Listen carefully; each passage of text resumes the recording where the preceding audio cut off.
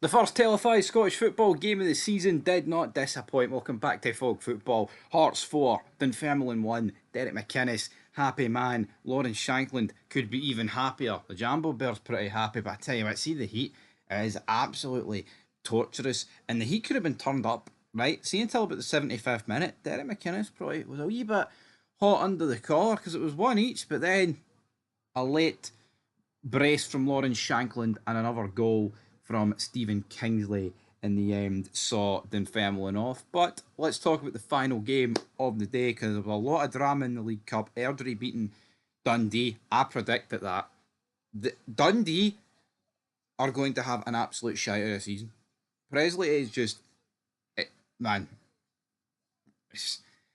thank you very, very much. He's ranked wrong. And I said that, man, they are destined for a disastrous season, Dundee. They will absolutely be. They'll either go down or they'll finish in the playoff. For me, it depends how quickly they actually sack the guy. His interviews fill you with no hope. It honestly questions why they got rid of Tony Docherty and brought him in, but I'm about to go on a rant about Dundee. I'll save it for the review show later on the night. But let's talk about Hearts. The game begins quicker than you can say. Hearts versus Dunfermline. It's live. James Wilson makes it 1-0 in a very, very toasty Edinburgh. James Wilson, is this going to be the season where he goes from.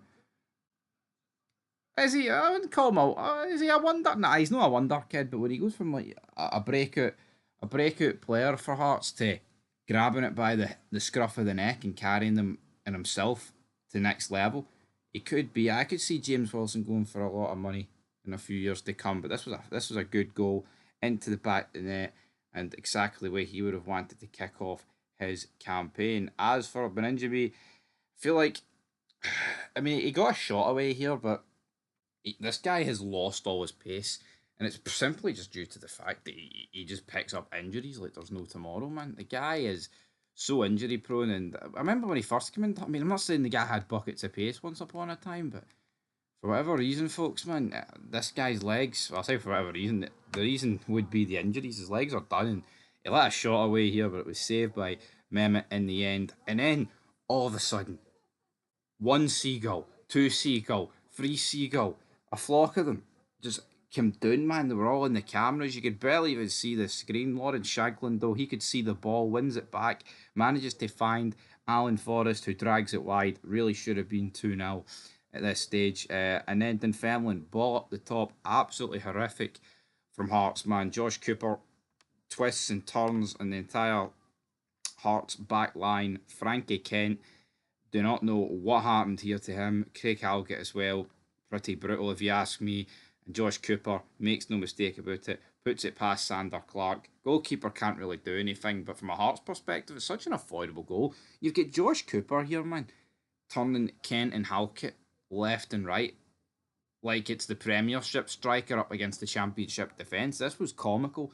Makes it 1-1. And are Dunfermline worth the draw at this point going into half time? Yeah, you know what? I'd probably argue aye, they were. We then cut into the second half. Hearts, a few substitutions are made. They brought on Bravo, what was his name? Claudio Bravo, for the second tier. Is it Sweden, I believe? He comes on, whips a ball into the box. Lawrence Shankland blazes over. Could have done better. He'll do better later on.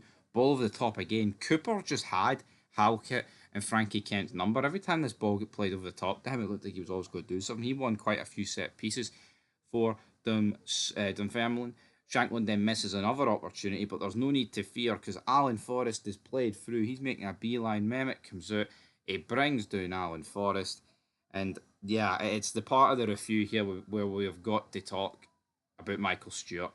This the break that we have had, I think they said it was 49 days since the Scottish Cup final.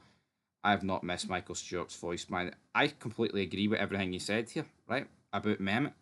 He shouldn't have come out, and it's a penalty. He shouldn't have come out, and he shouldn't have touched him, but he did, so it's a penalty. Hearts get it, Shankland scores, but the problem is, it's the way Michael Stewart delivers it, man. He just comes across as one of the most moneyest bastards I've ever heard in my puff. He made me actually want to claim that Mehmet didn't touch him and that this wasn't a penalty because he's just got such a whining voice, man. He really, really does. And It's like getting hit in the head with a hammer listening to him. But as quickly as Hearts made it 2-1, Shanklin made it 3-1. Another penalty. Again, another clear penalty for me. You can leave it down below if you want to disagree with it. But Neil Lennon, he wasn't a happy man, and then he wasn't even. I mean, it's not like his day got any brighter or cheered him up because it ended up 4-1. Stephen Kingsley, Milne with the assist, and does 4-1 flatter Hearts? Probably. I think about 3-1 would have been the correct score of the day, but I think there was enough from a Dunfermline perspective that gives them hope going into the season. As for Hearts, he would have been a tad worried with 75 minutes on the clock, but once you make it 4-1, no one's even thinking about those 75 minutes. So, good start for Hearts. Like we pointed out in the preview show, it's exactly what Hearts need it. They need it to beat Dunfermline for me and build momentum for the first game. And we've both predicted Hearts to win the Premier Sports Cup. Derek Mciness is going to start strong, and he certainly did. But can he take them all the way to the final? We'll have to wait and see. Till next time, peace.